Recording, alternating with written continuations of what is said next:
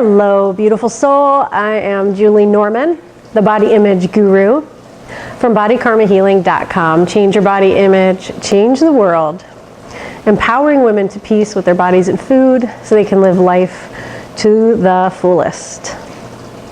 This is a video blog that goes along with Module 3 of my Body Karma Healing Foundations e-course, a offering that is up on the website, free of charge. I do encourage a donation just to help me with keeping up the site, and 30% of proceeds that I gather from the Foundations course donations go to the Akron Peace Project or an environmental organization, so that the service is there, the karma is there, and I want this to be available to everybody.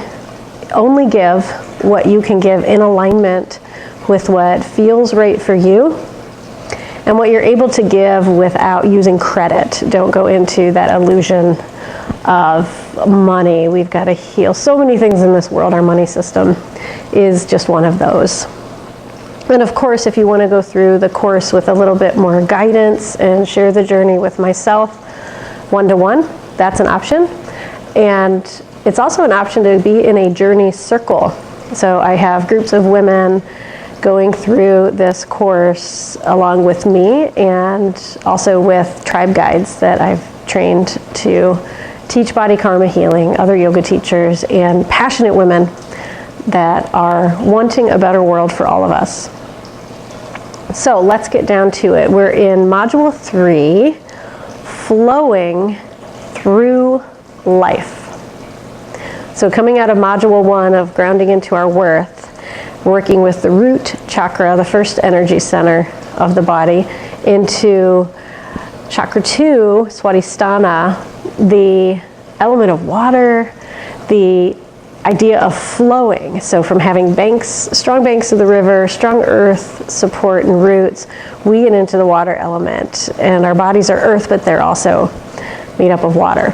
So in these vlogs, I like to focus on the Yamas and Niyamas that I think best go along with the energy center we're working on. And here in Module 2 or Module 3 with Chakra 2, I chose to look at Satya, truthfulness, as the Yama, and Santosha, contentment, as the Niyama. So Yamas are about self-regulating our behaviors and how we interact with the world around us and others, and Niyamas are about tending our inner world and working on our inner world. So Satya, one may think, would better line up with the throat chakra, which we'll get to down the road. But I like to talk about Satya here in the second chakra because such a vital part of healing body image and eating challenges, and such a vital part of manifesting the lives we want for ourselves and others, is truthfulness, is honesty, is authenticity. So the practice of being truthful, not just in not telling lies, but being forthcoming with what our experience is, with who we really are, where we really are along our journey. I see it as being vulnerable. So the second chakra is mainly about feeling. I see the second chakra as the first healing, the first feeling center, not the heart.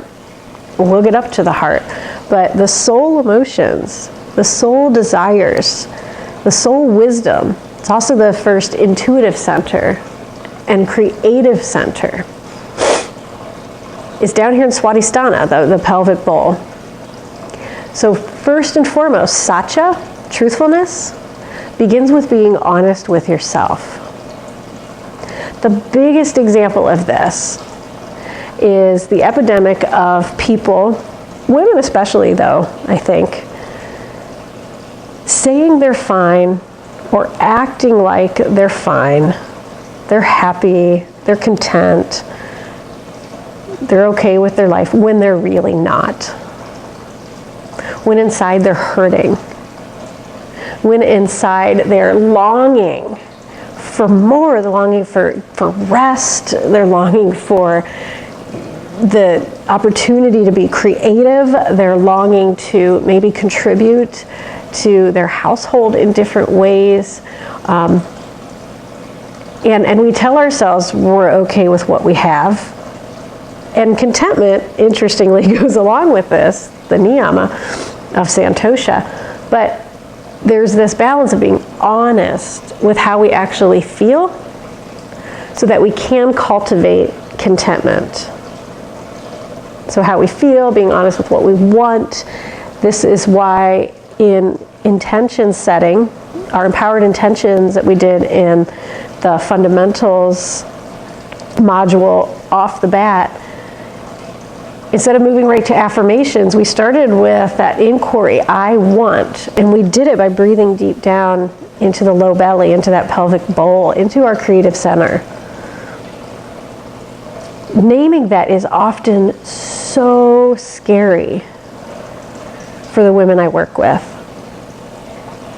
It's still really scary for me to be completely honest with myself and those in my life around what I truly want and how I truly feel. And why is that so hard? The karma, this inherited fear of being our true selves, the fear of allowing the flow of the divine feminine, which is here at the second chakra. We look more at this here in module 3, even though we touch upon it in module 1. It's a natural fear, natural for this day and age of humans, for where the world is, but it's really not natural to our true nature.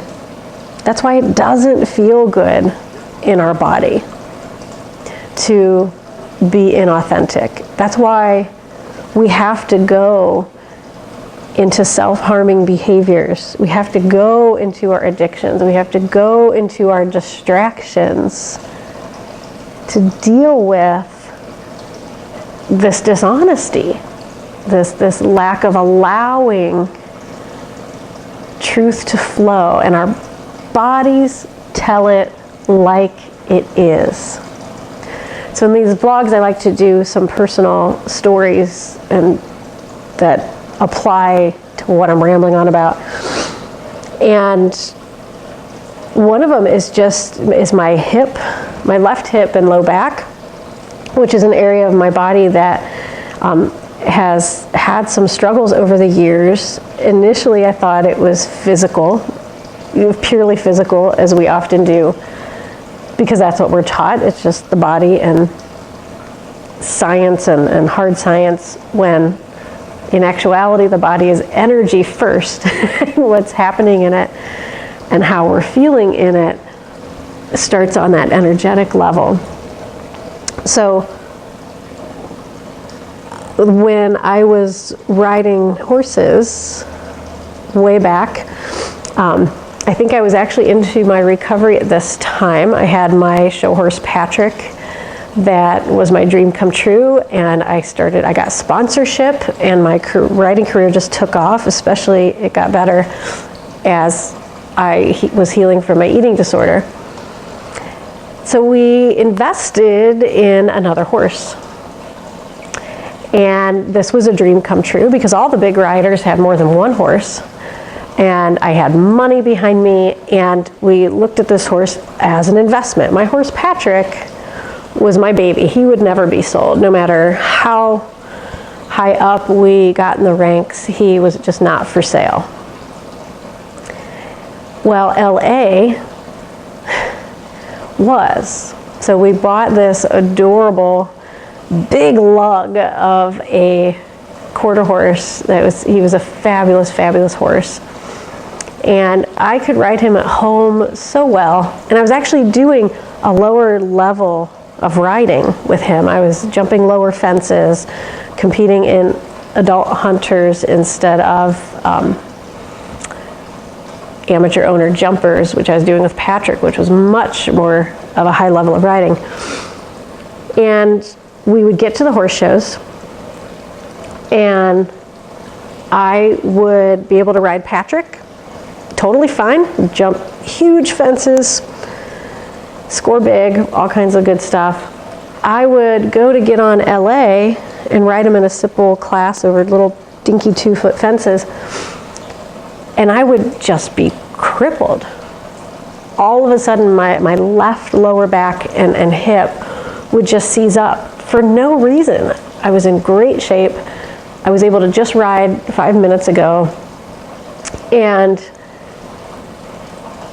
it took me a long time, several years later, before I realized, I get tearful just talking about it, that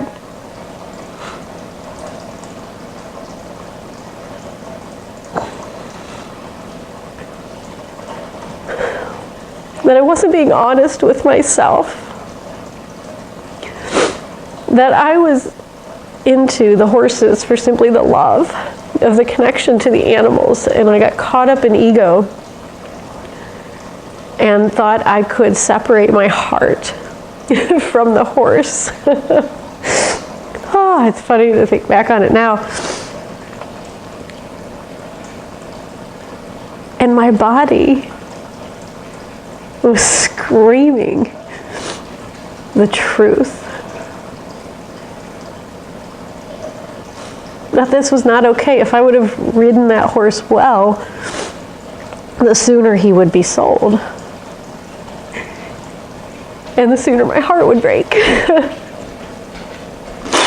So, here comes Animals to console.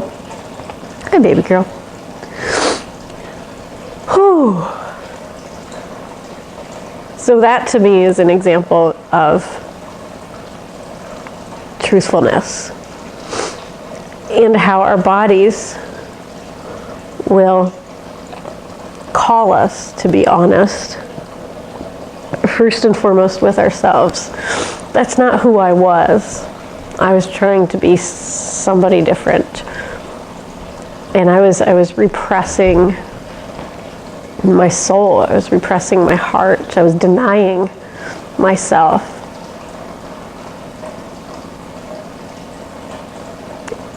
And this is what we're into here in the second chakra, is getting into those old wounds and healing them through. And time doesn't heal all wounds. Feeling, embodying our emotions heals the wounds. As you can see, like the spiral in the body karma healing model, this is not a straight line. This is not a linear thing. I've cried lots of tears about LA over the years. And clearly there's still a little bit of pain there as I share that story. And I'm proud of myself that I can allow that to flow. Here as we're talking about flowing through life, I can allow that to flow right here with you. I actually think the Niyama that I want to discuss here fits with this story as well. I'm realizing it as I talk about it. I should have known. I have my damn horse mug. This was not planned. That was not the story I planned to tell for this blog, but it worked.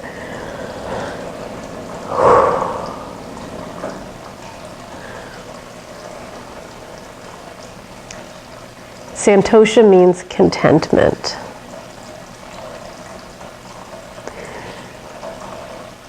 Our ego, that false self, is insatiable. We never feel as if we're enough when we're aligned in ego. So one of the first things to work on is contentment, is santosha, is being okay with what is. I had enough in Patrick. I had more than enough with one horse and the showing that I was doing, but I got caught up in the illusion that more is better. And boy, doesn't that happen in our lives so often. I think for women, especially with weight loss and changing their bodies, I'll be happy when I get to this certain point of weight loss or fitness or thinness or toned. Or we'll be happy when we have kids, or when the kids are grown and gone, or we'll be happy when we're in college, or when we're out of college, or when we're retired. It just, and you can catch yourself all the time looking back and realizing, wow, I had it good then, and I didn't realize it. Now if I had that situation or scenario or body size or shape, then I'd be happy. Now I'd be content with it.